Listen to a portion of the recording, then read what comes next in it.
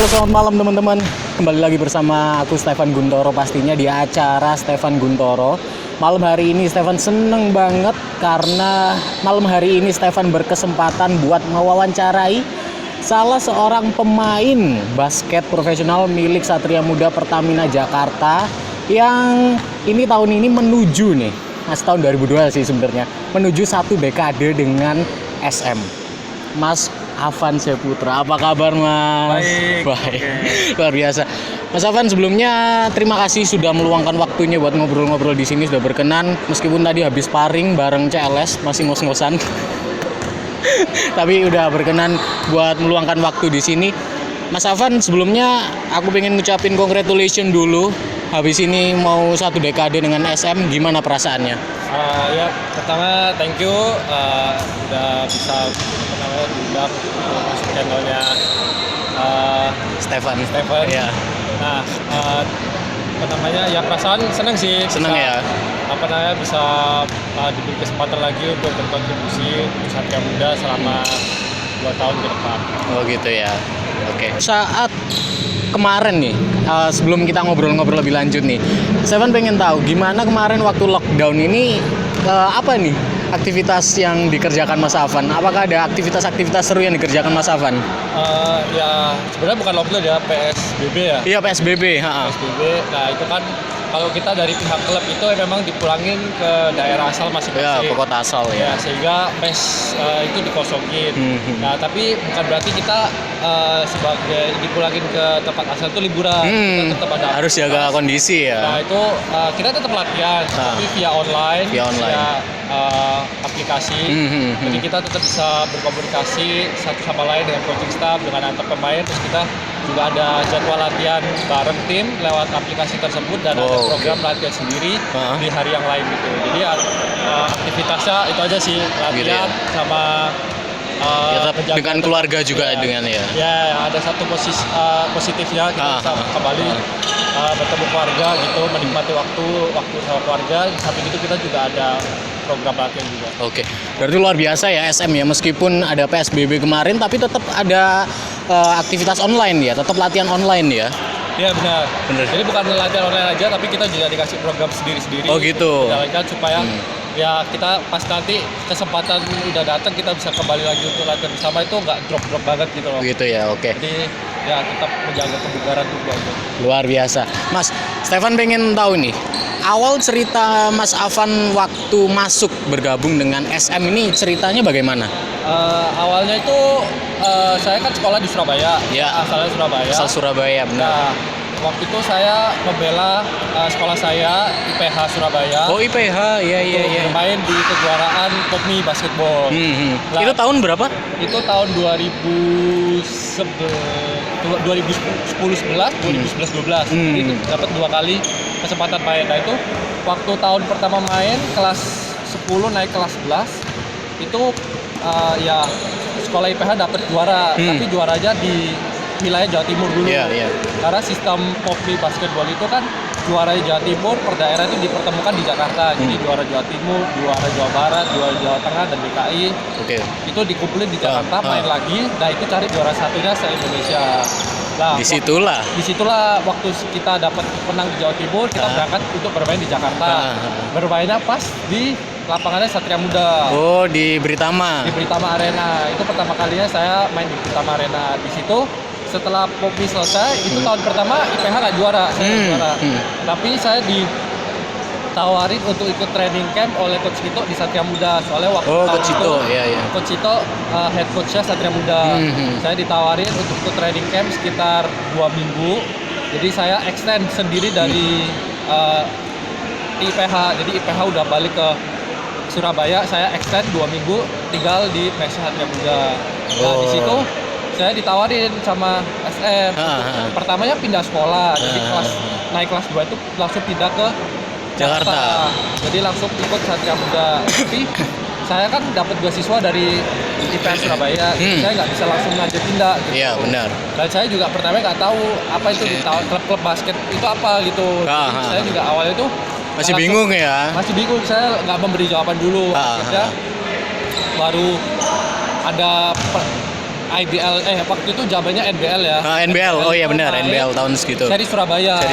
Surabaya. Terus habis itu kita ketemuan lagi dengan tim Satria Muda, ngobrol-ngobrol, ya itu ada kesepakatan. Mulai semakin intens, semakin mesra ya. Ya ada kesepakatan, jadi kayak saya diikat, bukan kontrak sih, tapi kayak ikat aja setelah. Masih trial dulu kah saat itu?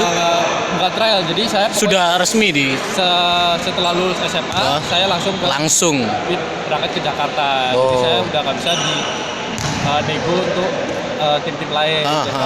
Kelas 2 itu udah ada ikatan sama Satria Muda. Jadi saya setelah SMA saya berangkat di Jakarta, sekolah di Jakarta, dan masuk ke klub Satria Muda. Apa yang membuat Mas Afan ini semakin mantap untuk mempersunting Satria Muda sebagai tim basket pertama Mas Afan? Awalnya tuh saya nggak tahu ya, Satria Muda tuh saya cuma lihat di TV. Jadi saya nggak terlalu ngikutin Liga Basket Indonesia, tapi saya tahu Satria Muda. Habis itu saya mempertimbangkan juga dengan orang tua klub-klub mana yang terbaik gitu kan.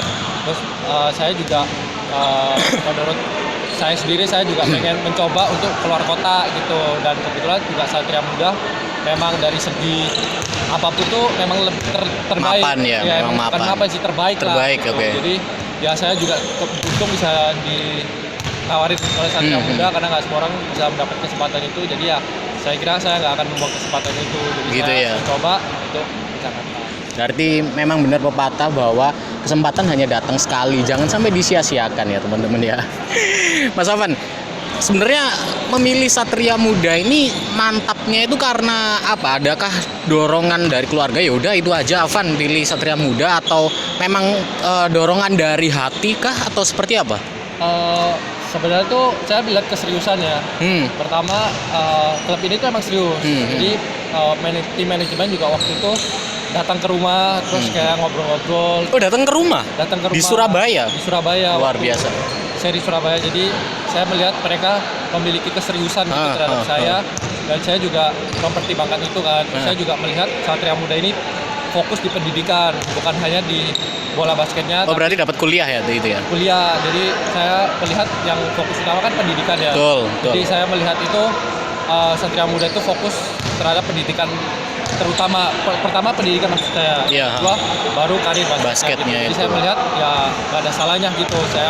Saya hobi saya bisa jalan, tapi pendidikan juga jalan. Gitu. Berarti lulus sarjana tepat waktu, juga di basket juga karirnya semakin naik ya. Jadi teman-teman yang buat cewek-cewek khususnya, kalau pengen deketin Mas Afan cari yang keseriusan ya. Dicatat ya teman-teman cewek-cewek. Oke, Mas Afan boleh jujur nih, kala itu apakah hanya SM saja yang mendekati Mas Afan? Ada tim lain nggak? Sebenarnya ada tawaran. Ada tawaran. Cuma memang saya melihat dari segi yang terbaik itu Satria Muda waktu itu. Boleh dibuka nggak di sini siapa? Ya sebenarnya kalian bisa tahu lah, bisa nebak. Saya kota asal dari mana. Surabaya, oke. Itu ya ada juga kenalan dari tim beberapa di Jakarta. Oke. Jadi ya saya bisa ngomong kalau misalnya yang the most, yang paling itu ya. Yang saya pertimbangkan yang paling serius itu tadi. Dan yang saya melihat keseriusannya paling baik itu sampai ke rumah segala loh. Iya. Bujuk orang tua luar biasa. Mas Afan, siapa sih orang yang paling berperan penting dalam karir satu dekadenya Mas Afan di Satria Muda ini, dari faktor basket maupun non basketnya? Ya, kalau dari saya bisa bilang basket dan semuanya ya.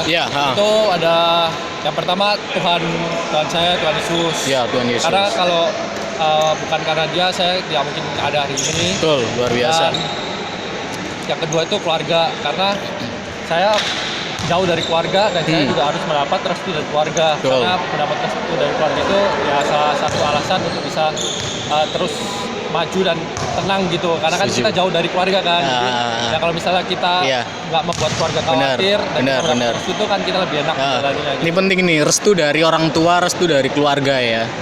Oke, luar biasa. Berarti itu dari keluarga. Adalah faktor lain mungkin? Yang lain sih dari pelatih.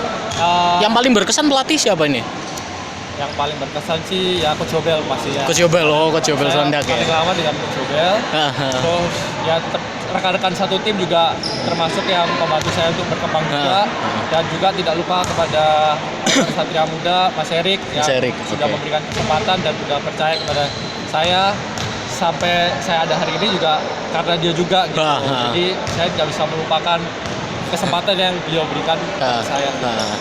Mas Afan boleh di-share nggak di mana pertandingan bersama SM ini dari awal waktu masuk dengan SM yang paling berkesan menurut Mas Afan? Yang paling berkesan sih waktu lawan tim apa itu?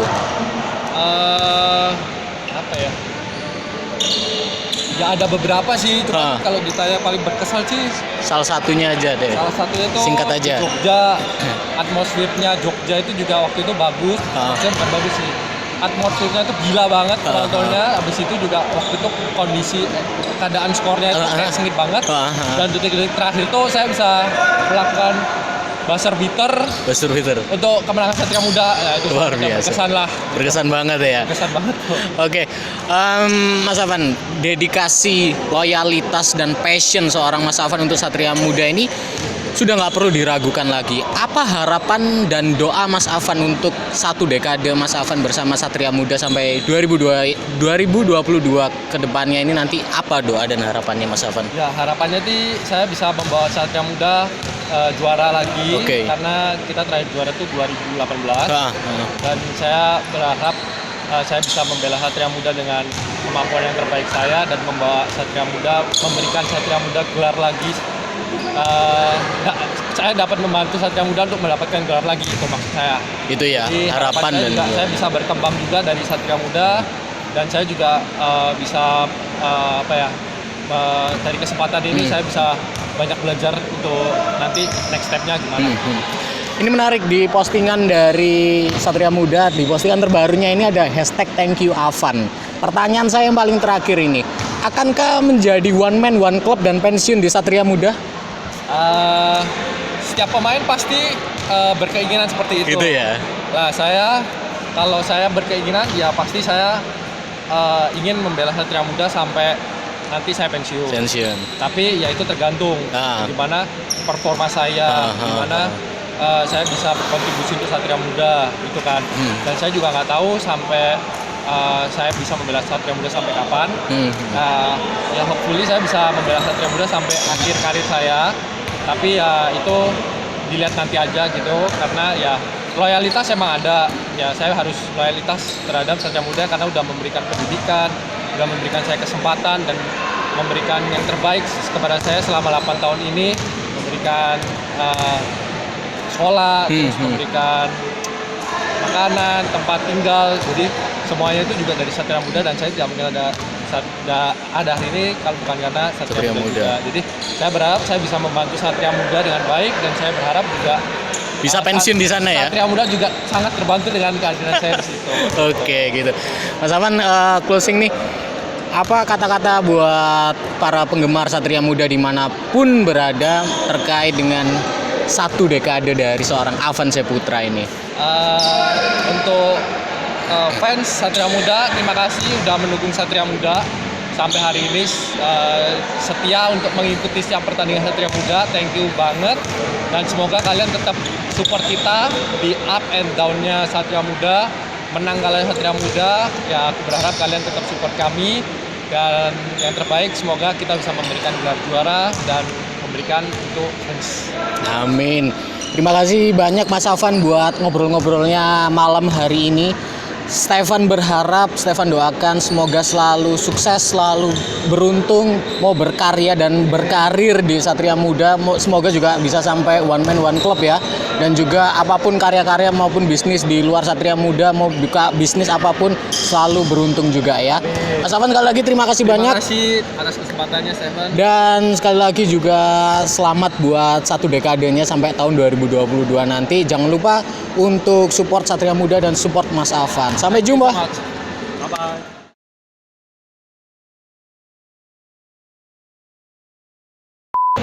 Bentar.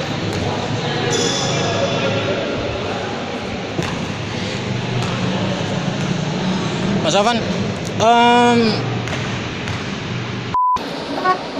balik ke Jakarta hari apa Mas? Hari Minggu. Minggu besok udah latihan lagi. Ya, tapi tes dulu lah, tes Rapid dulu kan. dulu.